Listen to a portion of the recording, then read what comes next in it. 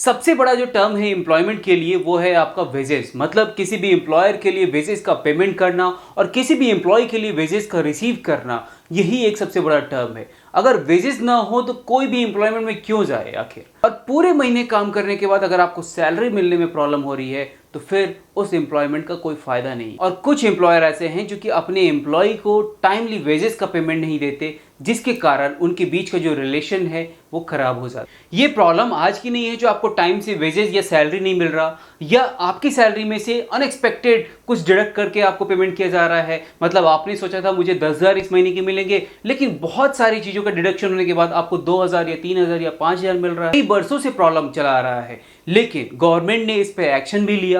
और गवर्नमेंट ने एक्शन लेते हुए जो ब्रिटिश रूल के टाइम में ही एक एक्ट बनाया गया जिसे हम बोलते हैं पेमेंट ऑफ वेजेस एक्ट 1936। मतलब 1936 के अंदर ही ये पेमेंट से रिलेटेड, जो कि वेजेस का पेमेंट से रिलेटेड है, इस एक्ट को एप्लीकेबल किया गया, जिसमें कि पेमेंट कैसे होगा, क्या डिडक्शन होनी चाहिए और कैसे उसकी यूनिफॉर्मिटी होनी चाहिए, इन सब बातों के लिए वहां पे एक्सप्लेनेशन दी गई।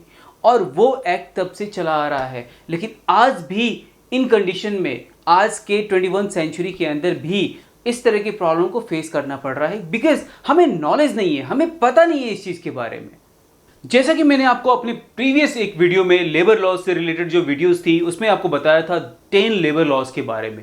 उन्हीं में से एक लेबर लॉज के बारे में आज आपको समझाऊंगा, जिसे कहते हैं पेमेंट ऑफ वेजेस एक्ट 1936, जिसमें कि पेमेंट की प्रोविजन है जो आखिर आपको पेमेंट किस फॉर्म में मिलना चाहिए, क्या डिडक्शन होना चाहिए, क्या टाइमिंग होनी चाहिए। आज इस वीडियो के अंदर मैं आपको वो सारे प्रोविजंस बताऊंगा, वो सारे रूल एंड रेगुलेशन बताऊंगा, जिससे आप अपने राइट्स, अपने अधिकार के बारे में जान सकते हो। सो हेलो दोस्तों, वेलकम टू माय चैनल लेक्स कॉटरी। मैं हूं आपका एडवोकेट कैलाश, आज के नए लीगल ज्ञान में। आप इस वीडियो को स्किप करके या मिस मत करना, बिकॉज अगर आप इसे मिस करते हो तो आप अपने राइट्स के बारे में नहीं जान पाओगे। आप ये नहीं जान पाओगे जो आपको किस टाइम तक सैलरी मिल जाना चाहिए, और आपकी सैलरी में से कौन से ऐसे पार्ट होंगे जो कि कंपलसरी डिडक्ट होंगे और कौन से ऐसे पार्ट होंगे जो कि डिडक्ट नहीं होने चाहिए। देखिए, जितने भी लेबर लॉज की जो एक्ट हैं वो काफी बड़े हैं, काफी लेंदी हैं, लेकिन मैं इसे समराइज्ड वे में सिर्फ आपके लिए लेके आया हूं, जिससे कि आप ये समझ पाओ जो आपके राइट्स क्या हैं। वेजेस एक्ट 1936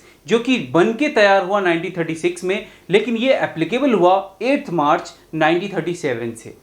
और इस पेमेंट ऑफ वेजेस एक्ट के लिए जो एप्रोप्रिएट गवर्नमेंट है वो सेंट्रल और स्टेट दोनों गवर्नमेंट हैं, जबकि स्टेट गवर्नमेंट के अंदर प्राइवेट जॉब भी कंसीडर किए जाते हैं। जिस भी स्टेट में आप काम कर रहे हो उसमें, अगर उस स्टेट के अंदर अगर आप प्राइवेट जॉब भी कर रहे हो तो आप स्टेट गवर्नमेंट के अकॉर्डिंग इस एक्ट को देख सकते हो और वहां जाके आप कंप्लेन भी कर सकते हो इसके रिगार्डिंग। अब बात आती है जो वेजेस का डेफिनेशन क्या है, वो कौन से ऐसे अमाउंट हैं जो कि वेजेस में कंसीडर किए जाएंगे। तो as per section 2 of the payment of wages act, remuneration जो भी आपको मिल रहा है, साथ में जो भी ओवर टाइम से आपको कुछ रिसीव हो रहा है, अगर आपको कुछ बोनस रिसीव हो रहा है तो उस बोनस को भी कंसीडर किया गया है। साथ में टर्मिनेशन के टाइम में जो भी अमाउंट आपको रिसीव हो रहा है उस टर्मिनेशन वाले अमाउंट को भी वेजेस में इंक्लूड किया गया है।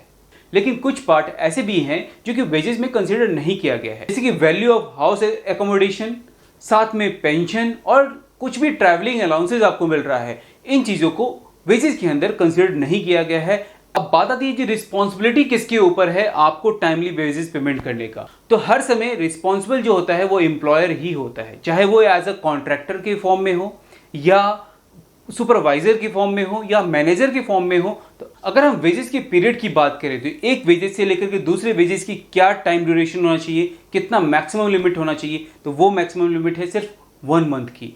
जो अगर आपको 5 तारीख को कोई अमाउंट रिसीव हो रहा है, कोई वेजेस अमाउंट, कोई सैलरी अमाउंट रिसीव हो रहा है, तो उसमें गैप जो होगा वो सिर्फ 1 महीने का होगा। मतलब नेक्स्ट 5 तारीख को आपको सैलरी मिल जाना चाहिए। साथ में इसमें वेजेस पीरियड भी डिसाइड किया गया है, जो अगर किसी भी एम्प्लॉयमेंट के अंदर, किसी भी ऑर्गेनाइजेशन के अंदर अगर 1000 से कम एम्प्लॉय हैं तो उसमें 7th of the next month, मतलब 7 तारीख से पहले आपको सैलरी मिल जाना चाहिए। लेकिन यही लिमिट अगर मान लीजिए किसी ऑर्गेनाइजेशन के अंदर 1000 से ज्यादा एम्प्लॉय हैं तो उस केस में 10 तारीख एक मैक्सिमम पीरियड हो जाएगा, एक लास्ट डेट हो जाएगा जहां तक आपको सैलरी मिल जाना चाहिए। अब इसी में मान लीजिए किसी भी एम्प्लॉय को टर्मिनेट किया जा रहा है, तो टर्मिनेट के क्या रूल है। तो टर्मिनेशन के बाद विद इन 2 वर्किंग डेज उनकी जितनी भी सैलरी बची हुई है वो उन्हें मिल जाना चाहिए। इसके अंदर वेजेस से रिलेटेड कुछ लिमिटेशन भी दिए गए हैं, जो कि पहले के टाइम में तो बहुत कम था, लेकिन 2017 के फरवरी में इसे अमेंडमेंट करते हुए 24,000 कर दिया गया है। मतलब अगर किसी की सैलरी 24,000 से कम है तो उस पर ये एक्ट एप्लीकेबल होगा। अक्सर एम्प्लॉयर ये गलती करते हैं जो अपने एम्प्लॉय को कैश में पेमेंट कर देते हैं, या कभी कभी एम्प्लॉय की भी गलती होती है जो वो कैश में ही रिसीव करना सही समझते हैं। तो मैं आपको बता दूं, जो पेमेंट ऑफ वेजेस एक्ट के अंदर कैश में भी पेमेंट एप्लीकेबल है, और साथ में आप बैंक ट्रांसफर भी करा सकते हो या चेक से भी ले सकते हो। लेकिन एप्रोप्रिएट गवर्नमेंट ने ऑफिशियल गैजेट नोटिफिकेशन देकर के ये डिक्लेयर किया, जो कोई भी पेमेंट जो कि सैलरी से रिलेटेड अगर पेमेंट हो रहा है तो उसे या तो बैंक ट्रांसफर करके पेमेंट करो आप, या बाय चेक ही पेमेंट कर सकते हो। इन सारी बातों की जो रिस्पॉन्सिबिलिटी है वो एम्प्लॉयर के ऊपर है। तो एम्प्लॉयर को बहुत जरूरी है जो अपने पास वो कुछ रजिस्टर भी मेंटेन करे, जिससे कि वो जब भी डिपार्टमेंट से कोई पर्सन विजिट करे या कोई पर्सन जब आए आपके पास आपके डॉक्यूमेंट देखने के लिए, तो आप उन्हें ये सारे रजिस्टर उन्हें दिखा पाओ, जिसमें आप क्या मेंशन करोगे। तो आप उसमें मेंशन करोगे कितने एम्प्लॉय आपके पास काम कर रहे हैं, मतलब उसके नाम पूरे डिटेल आप वो भी मेंशन करोगे आप साथ में उनकी परफॉर्मेंस क्या रही, उसके लिए भी एक रजिस्टर आपको तैयार करना पड़ेगा।